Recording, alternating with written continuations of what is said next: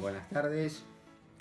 Hoy damos inicio a la charla número 4. Estamos ya en Inglaterra, como todos ustedes saben, y vamos a tratar la vida de una reina que la verdad fue muy buena para ella y muy malo para el resto de la humanidad. Pero antes que nada quiero salvar un error o un pequeño olvido. Yo el otro día dije que el tema que han interpretado, el triunfo, lo hicieron dos queridas amigas, Blanca y Isabel, perdón, y no dije sus apellidos. Son Blanca Tuchner e Isabel Salces. Así que Blanca en el piano e Isabel en la guitarra. Así que a ellas les quedo sumamente agradecido por la interpretación de esa música tan especial a la que me referí en la última charla, pero vamos a hablar especialmente cuando tratemos la derrota del teniente general John Whitlock el domingo 5 de julio de 1807. Y ahora, antes de comenzar el tratamiento del tema del día, Isabel I de Inglaterra, quiero referirme a una broma que me hizo llegar uno de las personas que me siguen, un querido amigo, Guillermo Mitre, quien me dijo: Jorge, si en la tercera charla lo hiciste renunciar a Boris Johnson, creo que vamos a recuperar las Malvinas. Ojalá Dios te escuche, Guillermo. La verdad que lo vamos a extrañar al payasesco personaje, pero bueno, ya fue.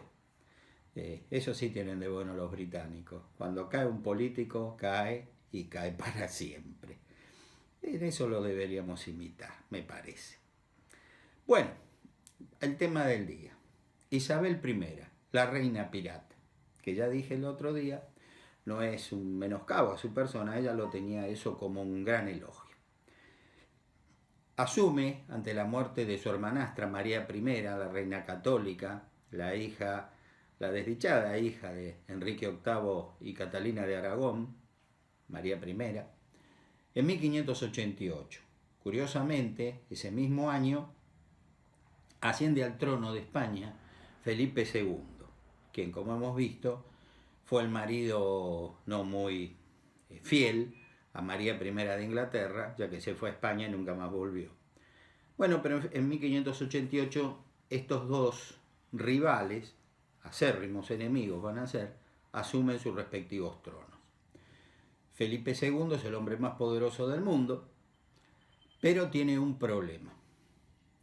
Hay una pequeña posesión en el norte de Europa llamada Flandes, que se quiere independizar del poder de los Habsburgo, que era de él, digamos.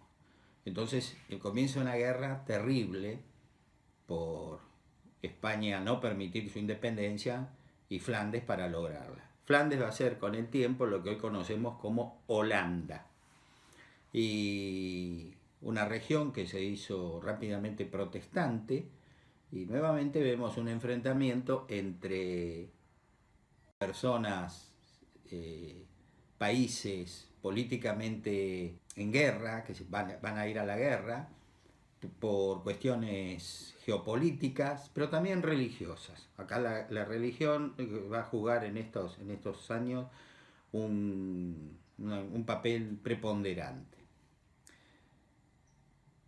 Pero vamos a hablar de Isabel I.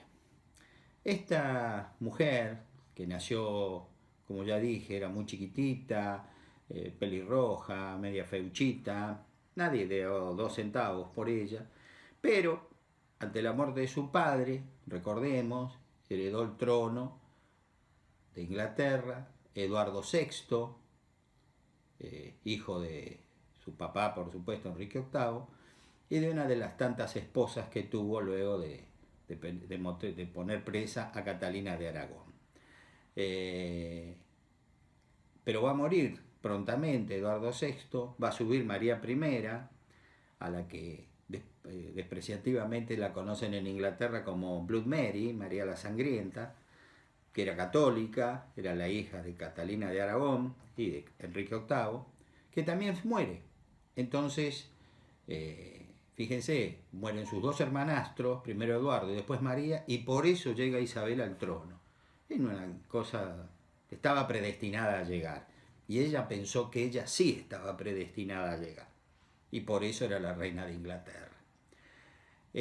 Consideró que casarse era algo muy, muy complicado para Inglaterra, porque lo tendría que haber hecho con algún príncipe, y claro, como ella era una mujer iba a quedar muy débil.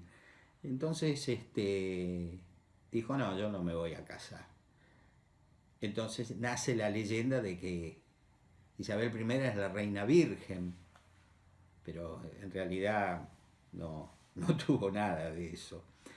Pero fue tanta esa mentira, que podría ser catalogada una broma, que uno de sus primeros capitanes de ultramar, el pirata Walter Raleigh, anduvo por América del Norte y en el actual Estados Unidos, en una zona que él va a denominar en honor a la reina Virginia, ¿no? Porque la reina era virgen, y va a traer de obsequio a la reina, aparte de alguna cosilla que por ahí pudo robarle a los españoles, un tabaco rubio, un tabaco muy especial, que aún hoy se conoce como el tabaco Virginia. Fíjense de dónde vienen los nombres, ¿no? Bueno, Walter Raleigh, como yo lo describo en el libro que sobre esto estoy escribiendo, tuvo una vida muy azarosa, fue un pirata, un verdadero asesino, muy sanguinario, pero con la reina era un corderito, porque sabía que la pelirroja era brava. Y bueno, entonces algunos más que llegaban más cerca de ella sabían de que la pelirroja, como le decían, tenía mal carácter, entonces había que adularla. Y un día Walter Raleigh, demostrando que era un obsecuente total, con su graciosa majestad, iban caminando, charlando de las correrías que había tenido en el Caribe, robándole a los españoles, saqueando, para luego llevarle algunos que otros ricos obsequios en joyas a su graciosa majestad. Pero había llovido. Inglaterra es un país muy húmedo, ustedes lo saben, con neblina permanente. Entonces había un pequeño charquito en el pasto. Y verdadero antecesor de Boris Johnson, no tuvo más brillante idea que quitarse la capa y ponerla sobre el charquito. Y le dio la mano a la reina para que ésta cruzara sin mojarse los pies. ¿Para qué? Bueno, ya con eso la reina. Las malas lenguas dicen que Walter Raleigh fue uno de sus amantes, lo cual la verdad no me extrañaría.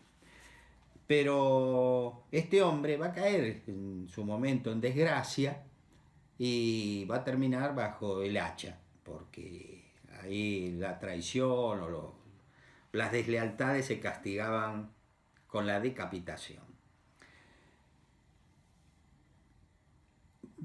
Ocurre durante el reinado de Isabel I varios hechos internacionales que transforman a su gobierno, a su reinado, en algo bastante azaroso. Primero, el enfrentamiento que van a tener con los españoles, con Felipe II. Quiero aclarar que en un momento se corrió el rumor que quizás se podrían haber casado. Pero ella no, dijo, yo católica jamás, ¿no? Porque era bien protestante, bien anglicana. Bueno, entonces, ante la boda fallida entre Isabel I de Inglaterra y Felipe II de España,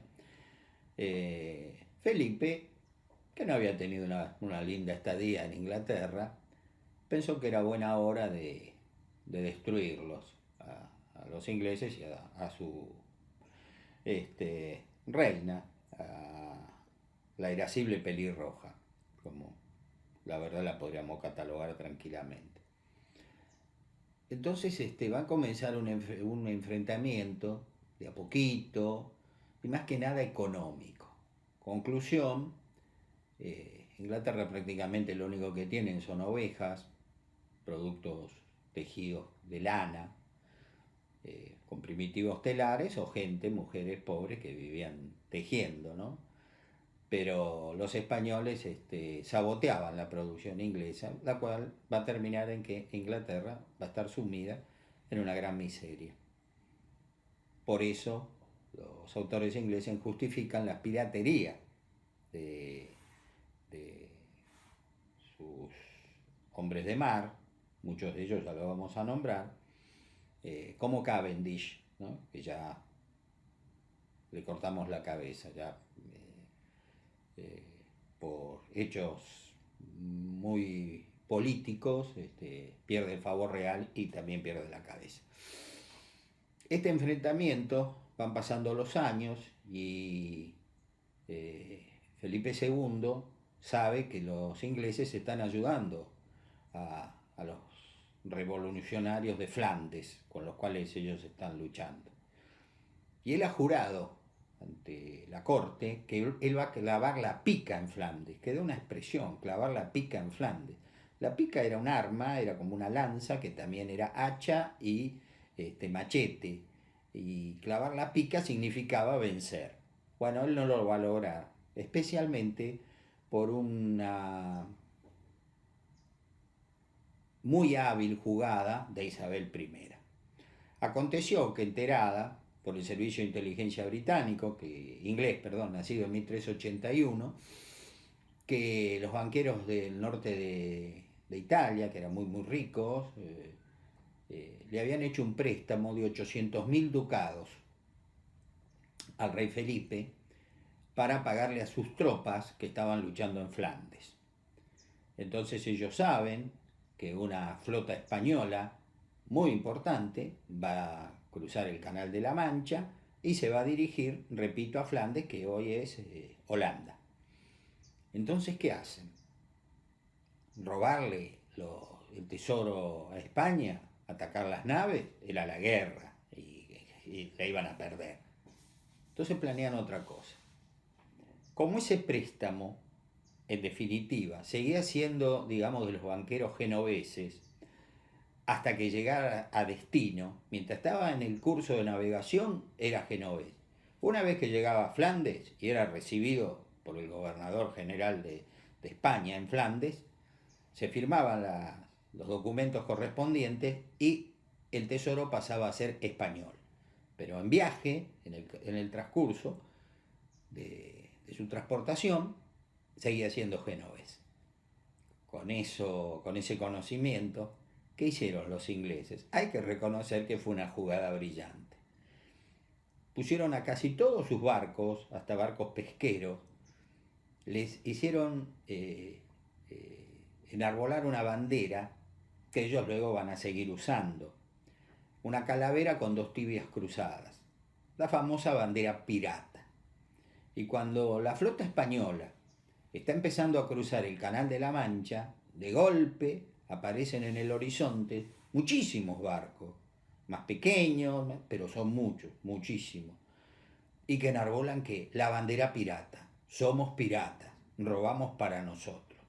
Entonces, ¿qué hizo el capitán español, el comandante de la flota? Dijo, bueno, estamos cerca de Inglaterra, nos vamos a los puertos ingleses, vamos a pedir asilo, así estos piratas no nos roban. Y así lo hicieron. Y entraron en los puertos del sur de Inglaterra, especialmente Plymouth, y ahí se sintieron seguros. Y por obra y magia, ¿no?, los barcos, entre comillas, piratas, desaparecieron.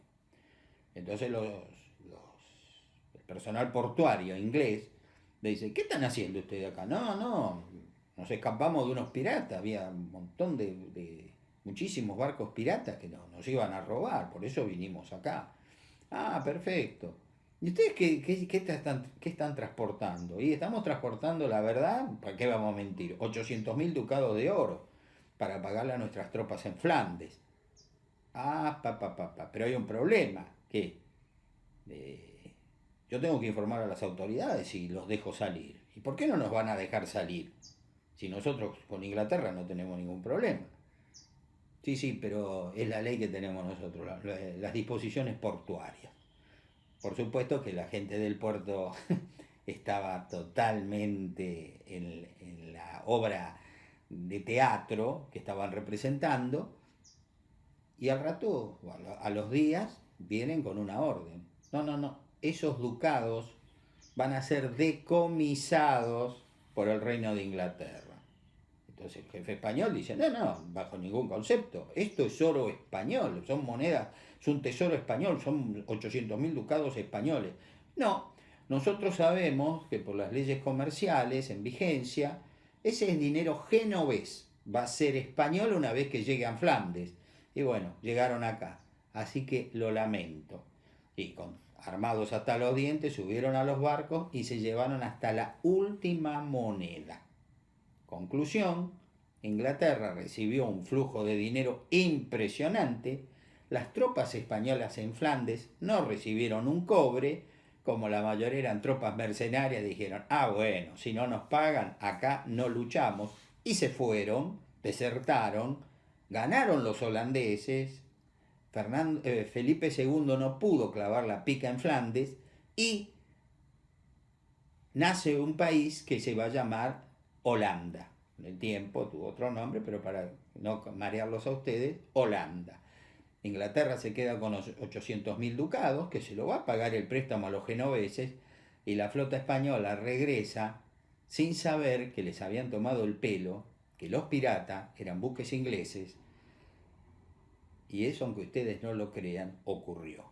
A partir de ese momento, los buques de la Royal Navy llevaban dos banderas, la bandera de Inglaterra y la bandera pirata. Y la llevaron, y tristemente, me voy a adelantar muchísimos años, la siguen usando. Cuando el submarino nuclear Conqueror llegó al puerto natural de él, que queda en Escocia, ese submarino cometió el verdadero genocidio de atacar y hundir al crucero General Belgrano. Cuando entró en puerto, por una gracia del capitán, una gracia que solo un verdadero idiota puede pensar que eso es una gracia, entró con la bandera pirata, pero la calavera, pero en vez de tener dos tibias cruzadas, tenía dos torpedos nucleares. Y eso no nos debemos olvidar. Nosotros enfrentamos a un enemigo que tiene esas creencias y son sumamente despiadados. No son los ingleses que aparecen en las películas, la nobleza inglesa. Nobleza no sé de dónde. Pero bueno, en estas charlas de a poquito quizás ustedes me vayan comprendiendo. Perdido Flandes, imagínense, Felipe II, palpitándose la verdad de lo ocurrido con los buques esos piratas, entre comillas, dijo, bueno, basta, vamos a ir a destruir Inglaterra. Y ahí va a crear una armada impresionante, gigantesca, para desembarcar en Inglaterra, destruirlos, de tomar cautiva a la reina Isabel, posiblemente de haberlo hecho la hubieran matado, y reimplantar el catolicismo en Inglaterra. Sintéticamente les voy a explicar, yo en el escrito, en el libro que vuelvo a repetir que estoy haciendo, detallo con gran minuciosidad lo que ocurrió, porque esta es otra de las grandes mentiras que los ingleses lograron imponer en la historia, ¿no? Generalmente ustedes recordarán, quizá no este pasaje de esos hechos, pero sí un nombre, la Armada Invencible, como si fuera una burla. ¿Qué invencible? Si fue destruida por los barcos ingleses. Bueno, primero, la Armada nunca se llamó la Armada Invencible. Los españoles la denominaron la Gran Armada, jamás le dijeron Invencible. Segundo, los ingleses no la hundieron, la hundió una tormenta, una tempestad impresionante, y esos buques, esos miles de hombres, la mayoría de ellos murieron sin ver un barco inglés, que por otra parte eran muy valientes cuando tenían ventaja. Cuando no la tenían, miraban de lejos, desde muy lejos. Cuando retornaron los restos de esta gran armada a España, Felipe II los recibió a los comandantes y acuñó una frase que para mí fue brillante, pese al dolor que habrán sufrido de ver que por una maldita tormenta no lograron conseguir el objetivo. Yo los mandé a luchar contra hombres, no contra la tempestad, como diciendo, contra eso nosotros nadie puede. Yo sé que esto que les acabo de contar, que una tempestad fue la que destruyó la gran armada española que fue preparada para invadir Inglaterra, puede resultar algo bueno, una mentira. Sin embargo, fíjense que unos, calculo yo, 200, 300 años antes, ¿no? En este momento no lo recuerdo con exactitud, el gran emperador mongol Genghis Khan se le ocurrió un día, se estaba comiendo el mundo este muchacho, y dijo, pero ahí está, ahí enfrente de China hay unas islas, que yo, sí, Japón. Y bueno, quiero conquistar Japón. Pero mire, Japón no tiene nada, qué sé yo, aparte hay unos guerreros muy bravos en Japón, llamados samurái. Mis guerreros son mejores. Así que bueno, preparen una gran flota. Voy a conquistar Japón. Y así se preparó una flota tremenda, gigantesca. Los japoneses se enteraron, por pescadores, de lo que estaba ocurriendo, que se les venía el mundo encima. Y bueno, como no podían hacer otra cosa más que orar, prepararse para pelear desesperadamente en las playas y morir por su patria, por Japón, rogaron, le imploraron a sus dioses, a los dioses del Shinto, que de alguna manera los ayudaran para evitar que los mongoles cumplieran su objetivo de conquistar Japón. Y así que fue cuando la flota de Genghis Khan estaba muy cerca de la costa japonesa, se veía la costa, hay escritos de los invasores que decían que ya veían no solo el relieve, veían los árboles, los bosques. Comenzó a soplar un viento divino que les va a hundir la flota a Genghis Khan. Se salvaron muy poquitos barcos. Ese viento divino, los japoneses lo denominaron kamikaze. En 1944, cuando Estados Unidos avanzaba a sangre y fuego contra el imperio japonés, con el cual estaban en guerra hacía 3 años, no solo imploraron a los dioses del Shinto que los salvaran de los invasores, sino que dijeron, los vamos a parar nosotros, vamos a ayudar al Dios divino, a nuestro emperador.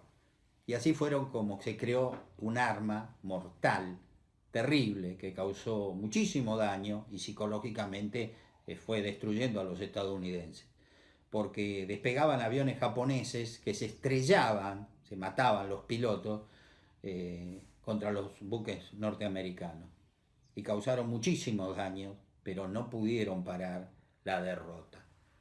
Fíjense, separados por casi 800 años, el viento kamikaze y los aviones kamikaze fueron usados por Japón para impedir lo imposible de impedir. Vuelvo a repetir, por una tormenta terrible, Inglaterra sobrevivió a la invasión española y por otra tormenta terrible, Japón se salvó de la dominación mongola. Bueno, este enfrentamiento con los españoles va a seguir, pero va a seguir a través de otra mujer que vuelve a su país de origen, Escocia. Esta mujer se llamaba María Estuardo. Había estado casada con el rey de Francia, ella tenía 19 años cuando retorna, su esposo, con el cual se había casado, iba a ser reina de Francia, pero este esposo, muy jovencito, 15 años, muere al poco tiempo. Vuelvo a repetir otra vez más que en esa época la gente vivía un poquitito por casualidad, porque ante cualquier pequeño problema se enfermaban y se morían. No había vacunas, se vivía al día, carpe diem, como decían los romanos, vivamos el día, porque mañana no sabemos si vamos a estar acá. Y para que pensemos por un minuto qué era vivir así, vuelvo a repetirle, recordemos que hace 2 años, 1 año y pico, cuando no existía la vacuna contra el COVID, nosotros vivíamos también así, aterrorizados, porque si lamentablemente nos infectábamos con esa maldita enfermedad, nuestras chances eran muy muy pocas, porque entre otras cosas no se sabía ni cómo se transmitía y no había forma de combatirla. María Estuardo, cuando se muere su esposo, retorna a Escocia y es una mujer ambiciosa. Ella, a la inversa de los ingleses, también sueña con unir las 2 coronas, Escocia e Inglaterra, pero de una manera diferente. Lo vamos a hacer bajo mi mando y la que va a triunfar va a ser Escocia. Entre comillas, su prima, Isabel, le manda muchos saludos, te quiero mucho, todas esas falsedades. Y María Estuardo, que también tiene lo suyo, desconfía muchísimo, muchísimo de la irascible pelirroja, ¿no? Porque se detestaban mutuamente.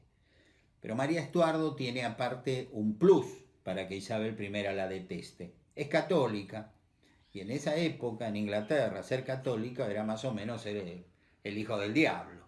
Entonces es el agua y el aceite. Ambas tienen una vida, entre comillas, muy modosita, muy religiosa, pero cuando están solitas, que nadie las molesta, tienen una vida activa con hombres, me estoy refiriendo, ¿no es cierto? Mientras que una sigue siendo la reina virgen, la otra también tiene lo suyo y se divierte. Ninguna de las dos, digamos ahora, como dirían nuestras abuelas, fue ninguna santita. Pero de a poquito ambas se van tirando dardos envenenados como locos. Un día, se corre el rumor que un caballerizo de Isabel I hace tambalear su posición. ¿Cuál es su posición?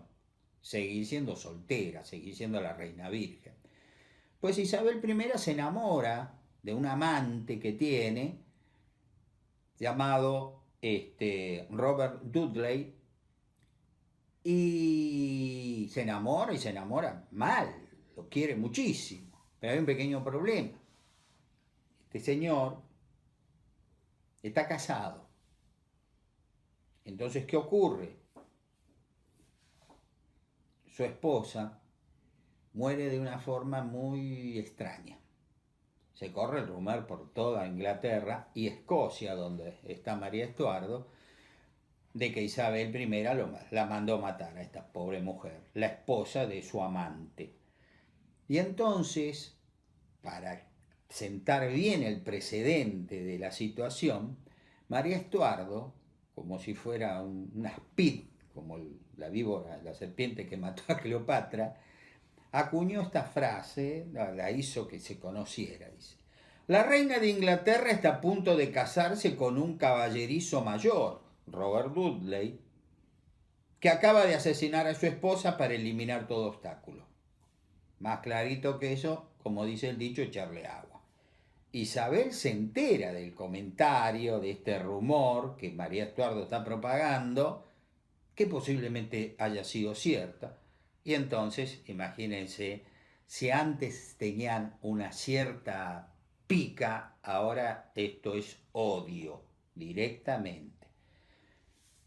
¿Y qué hace Isabel I? Por supuesto, no se va a casar con Robert Dudley, queda a un costado, se olvida, y lo cambia por otro, ¿cómo va a ser? 250 años más tarde, en Rusia, Catalina la Grande, ¿no? Que los coleccionaba.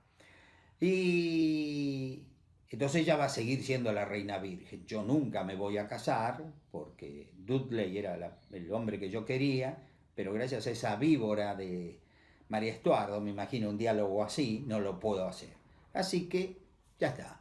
Yo me divertiré cuando nadie me ve, pero esta chica María Estuardo la va a pagar. Entonces, ¿qué ocurre?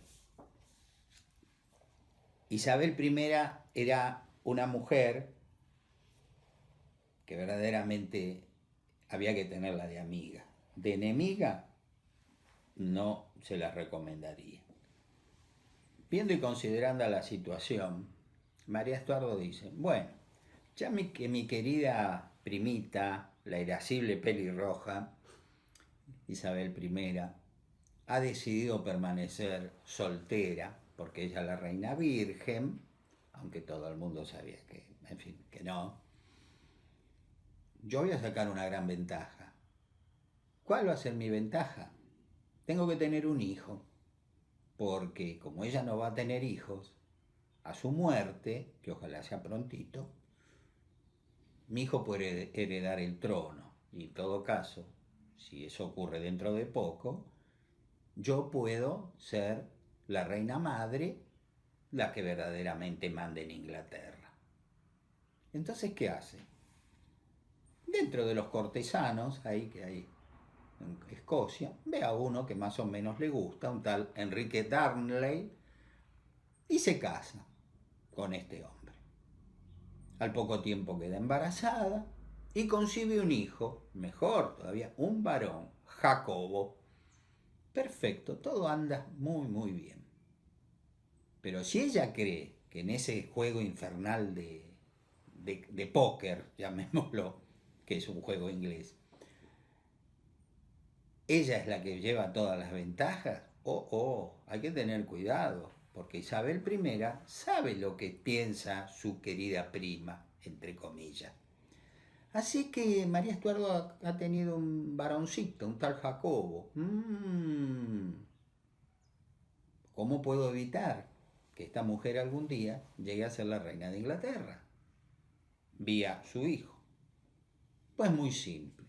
Sabe que María Estuardo se ha casado nada más que por una conveniencia política. Entonces manda a un apuesto caballero inglés, el conde de Bothwell, de paseo a Edimburgo a la corte de María Estuardo, con muchísimo dinero, hermosas ropas, grandes obsequios a todo el mundo, especialmente a la reina María Estuardo.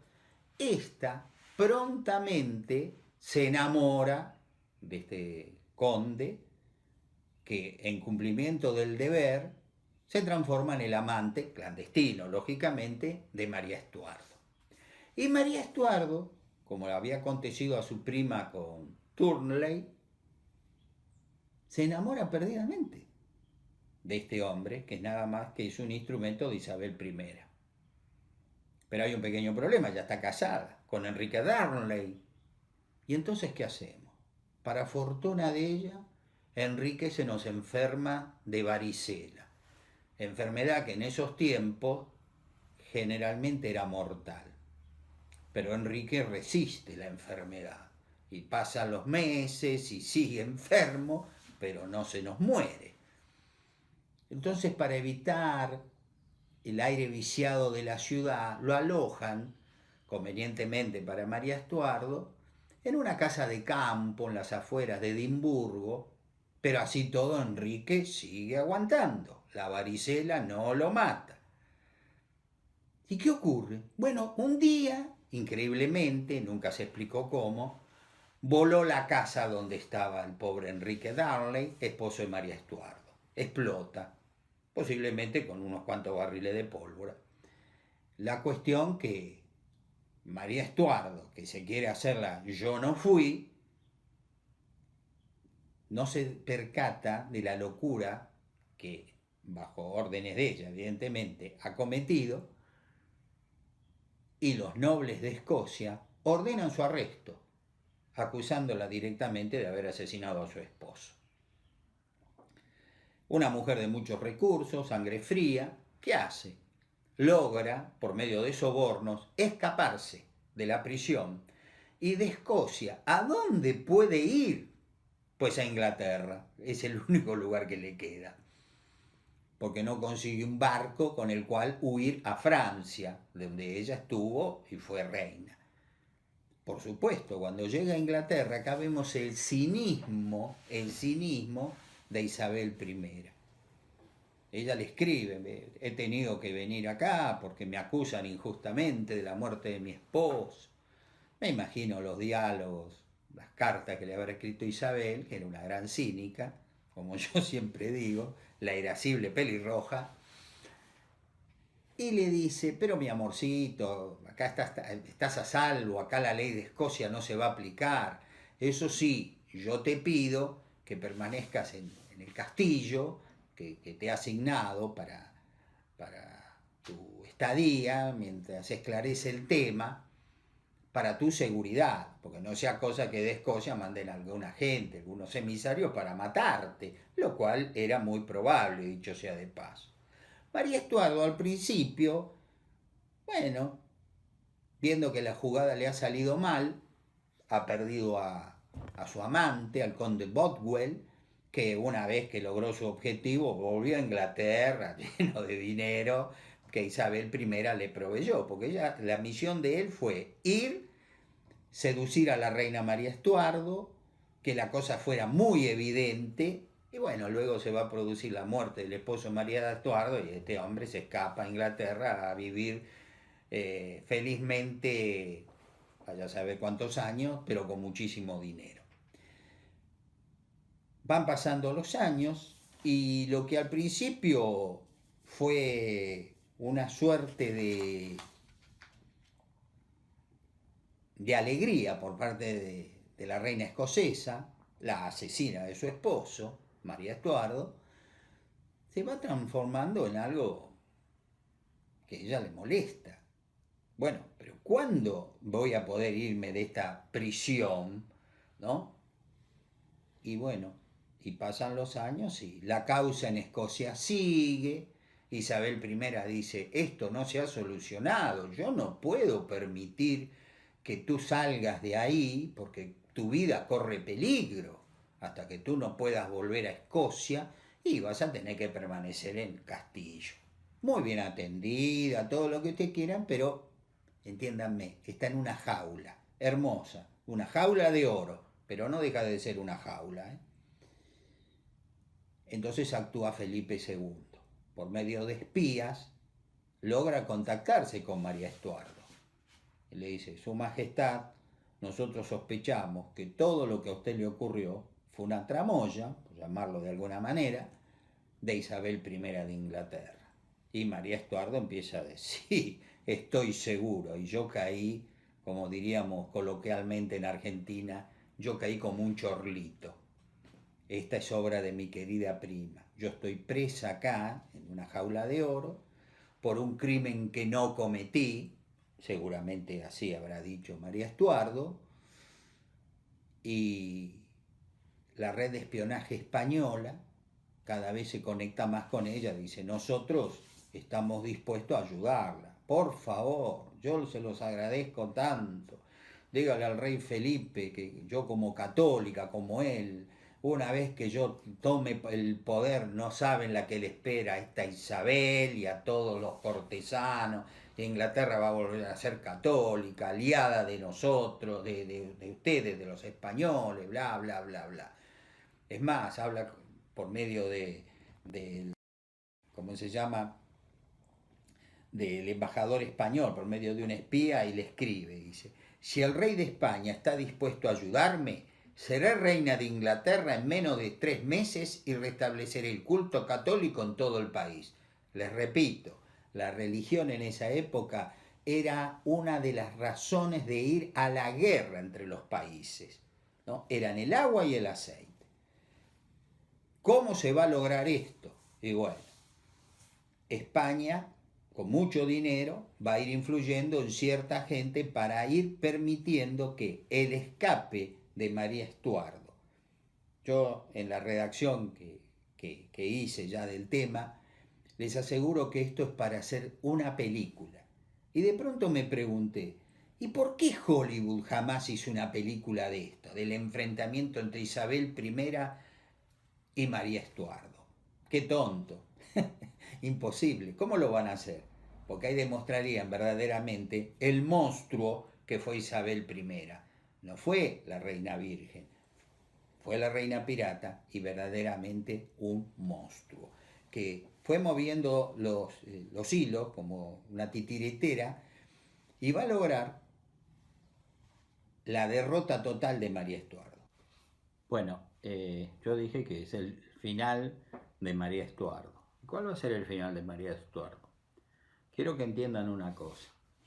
Mientras los españoles, que se crean muy vivos, entraban sus espías al castillo donde estaba recluida María Estuardo,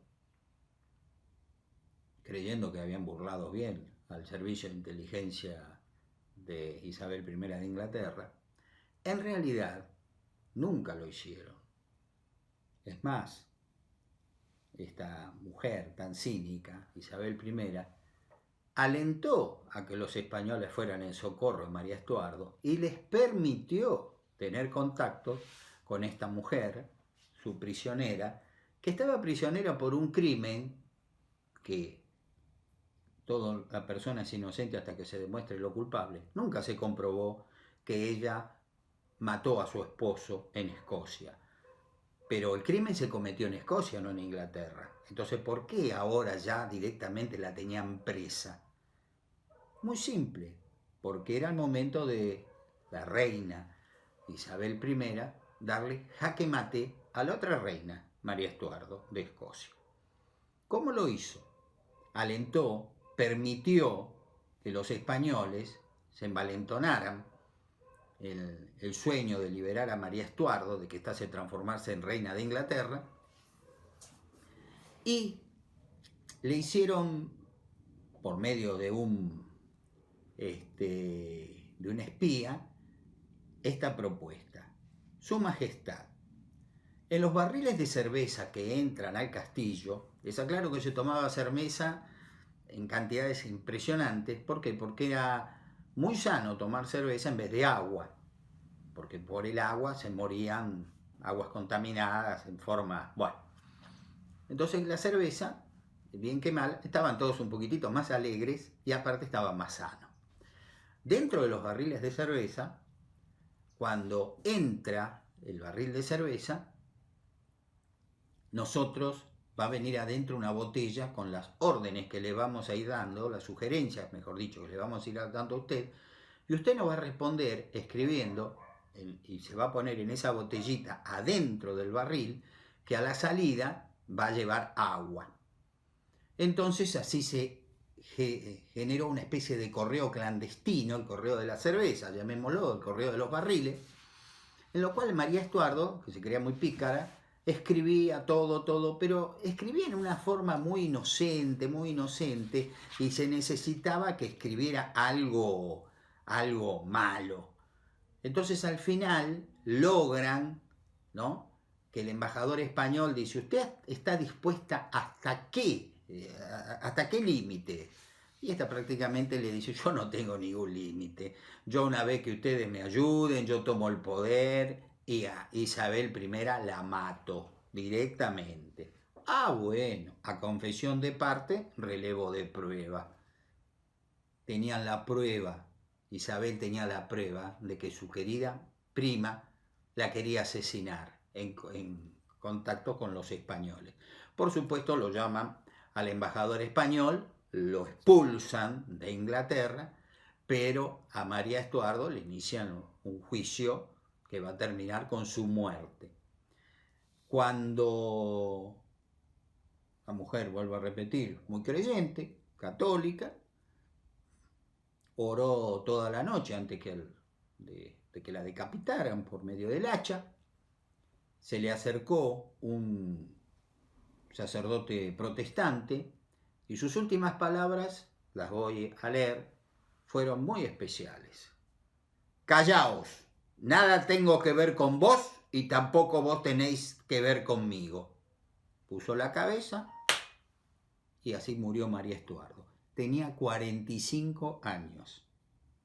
Isabel I había triunfado frente a España, había logrado que España perdiera Flandes, se quedó con los 800.000 ducados, le cortó la cabeza a María Estuardo. Y ahora voy a contar brevemente que esta reina, en este ajedrez mortal en el que tuvo que vivir, tuvo uno de sus mejores alfiles, a un sanguinario personaje, el pirata Francis Drake. Drake comenzó sus aventuras en América siendo un traficante de esclavos, siendo un cobarde y vil negrero. Cuando llegó al Caribe llevando negros desde África y los vendieron a los españoles, porque recuerden que la reina Isabel I había decretado que los indios, los aborígenes, eran hombres libres, pero los negros, todos los países de Europa, habían, por una conveniencia, decretados, respaldados por los papas, esa también hay que decirle, que los negros, los pobres negros, no eran seres humanos, eran algo parecido, pero no eran seres humanos. Entonces se los podía esclavizar. Y, entre otros, apoyándose en pensadores célebres de la humanidad, como Aristóteles, que decía que estaba bien la esclavitud, porque así los hombres que pensaban, los hombres que tenían algo que entregar a la humanidad, no andaban perdiendo el tiempo trabajando, pensaban, para el trabajo estaban los esclavos. En esa época de la antigua Grecia, los esclavos eran los prisioneros de guerra, pero luego se los va a reemplazar en la época de Isabel I por los negros, ¿no? Los negros africanos. De ese tema me voy a ocupar en su momento, por eso ahora solamente lo nombro, lo toco, nada más. Este Francis Drake, a los cuales los ingleses, los británicos lo tienen hoy día como el gran valiente, almirante, el hombre en definitiva, siempre peleó con ventaja y a la larga fue un cobarde. Gran navegante, va a ser el segundo hombre de dar la vuelta al mundo, pero aquí les quiero leer algo para que ustedes vean a lo que llega el desprestigio de los ingleses hacia los españoles. Un historiador inglés llamado Hilaire Belloc, en su Historia de Inglaterra, miente en forma tan descarada que dice que la primera circunnavegación al globo que va a realizar Sebastián Elcano con 18 hombres, de ellos 17 españoles y un italiano, Antonio Pigafetta, que fue anotando todo lo que ocurrió en esa navegación, retornaron a Sanlúcar de Barrameda luego de 3 años de navegación, en que cruzaron América, el Estrecho de Magallanes, el Pacífico, las Filipinas, donde muere Magallanes, ahí toma el mando Sebastián Elcano, y de ahí el Cabo de Buena Esperanza, y vuelven a España, en un buque que tiene un significado, victoria, obtienen la victoria, y son 18 los sobrevivientes. Pero ¿qué dice el historiador inglés Hilaire Belloc? Drake ha hecho lo mismo que habían hecho hace unas décadas antes capitanes portugueses, quienes comandaron la primera vuelta al mundo. Señor Belloc, no fueron los portugueses, fueron españoles los que dieron la primera vuelta al mundo. Drake, que era inglés, fue el segundo en dar la vuelta. Como navegante era muy bueno, como pirata también, pero siempre que tuviera ventaja. El desastre de la Gran Armada, ya me he referido al mismo. Los ingleses, la publicidad, lo que hoy diríamos, el ministro de propaganda de Hitler hubiera estado contento, ¿no?, con esa mentira que se instauró ahí, de miente, miente y algo queda, porque al pueblo inglés se le dijo que los que derrotaron a los españoles no fue la tormenta, fue Drake y otros valientes capitanes, lo cual es mentira, eso no es verdad. Pero Inglaterra, pese a la derrota de la Gran Armada, la está pasando mal. Hay una miseria impresionante. Y entonces Drake un día se atreve luego de regresar de uno de sus viajes de saqueo sobre la América Española, a decirle a la reina Isabel, la irascible pelirroja: Su Majestad, no tenemos que comer arriba del barco, es muy poquito. Y bueno, Drake, son momentos difíciles, todos estamos pasando este momento, hay que aguantar, ¿qué le vamos a hacer? Entonces Drake, que tenía cierta confianza, para algunos demasiada confianza, ustedes me entienden, le dice: pero ¿sabe qué pasa, Su Majestad? Yo entiendo todo, pero estar en alta mar, comiendo galletas, con un poco de cerveza, y si pescamos algo bien, y si no... Bueno, Drake, la cosa no debe ser tan grave. Hagamos una cosa. La semana que viene voy a ir a comer en el Golden Hind, que era el barco que tenía Drake, ¿no? El cervatillo de oro. Y así se fue. Así ocurrió. Fue la reina, Drake la recibe con su tripulación, que eran un grupo de fascinerosos, de asesinos, y la reina se sienta en la mesa del barco, que no era muy grande, y viene el grumete y le trae un platillo un poquito mejor, y ella dice: no, yo voy a comer lo mismo que los demás, esto lo come usted, que está muy flacucho, ¿no? Palabra más, palabra menos, le dijo así a este jovencito, al grumete. Entonces toma una de las galletas, ¿no? Vaso de cerveza. Entonces Drake, viendo que la reina, al morder esa galleta tan dura, casi se rompe un diente, le dice: no, Su Majestad, hay que partirla de un golpe sobre la mesa, luego remojarla en la cerveza y luego recién se la puede comer. Perfecto, dijo la reina, que no se achicaba, parte la galleta y ante su sorpresa salen de dentro de la misma unos pequeños insectos llamados gorgojos. Drake, me imagino, habrá sonreído bastante al ver, dice: ahora qué va a hacer esta muchacha.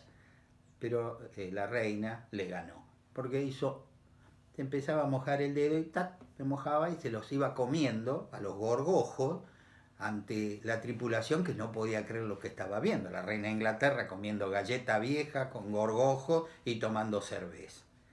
Termina el almuerzo, suben a cubierta, la reina está por despedirse, toda la tripulación de esos piratas formada, y ella le dice: señores, ustedes me han dado una gran lección hoy.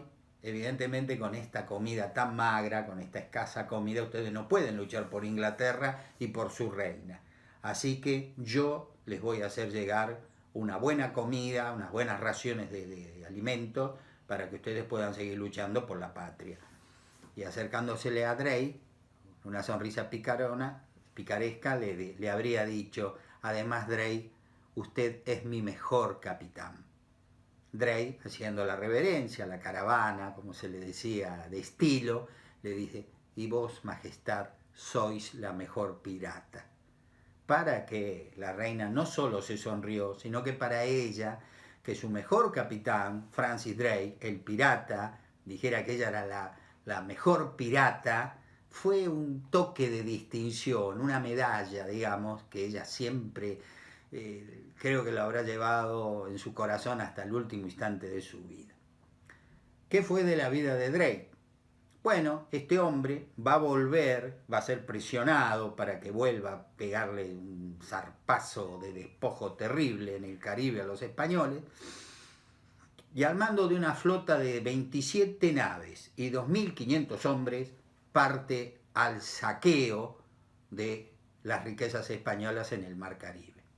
Pero esta vez los españoles los están esperando. Quizás ha funcionado el espionaje español, era hora que lo hiciera.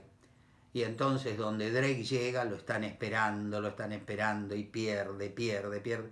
Como nunca fue valiente, pese a que los historiadores ingleses lo dicen, cuando vio que la ventaja, la sorpresa ya no estaba de su lado, ¿qué quiso hacer? Pues emprender la cobarde huida, porque no fue una retirada.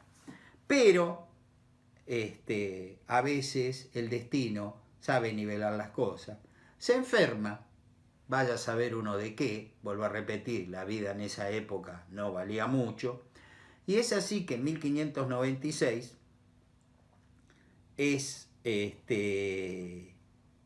se muere, ¿no? Luego de que murieron la mayoría de sus hombres, entre esos su primo, el otro pirata John Hawking.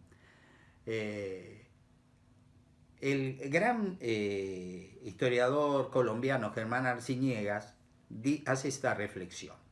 En las escuelas del Caribe se enseñará que allá por el siglo XVI había un bandido, Drake, que se divertía colgando frailes en la horca y escupiendo imágenes de la Virgen. Los niños se santiguarán con horror. Y si de pronto van a Inglaterra, como fui yo, se quedarán de una pieza, porque lo primero que le mostrarán en Londres es una mesa donde la reina Isabel se honró comiendo con Drake. Todo esto es interesante porque enseña cómo la historia es de dos colores. Todo depende del lado de la cerca de donde se mira. Es decir, como dice ese viejo dicho, en este mundo traidor, nada es verdad ni mentira. Todo depende del cristal con el que la cosa se mira.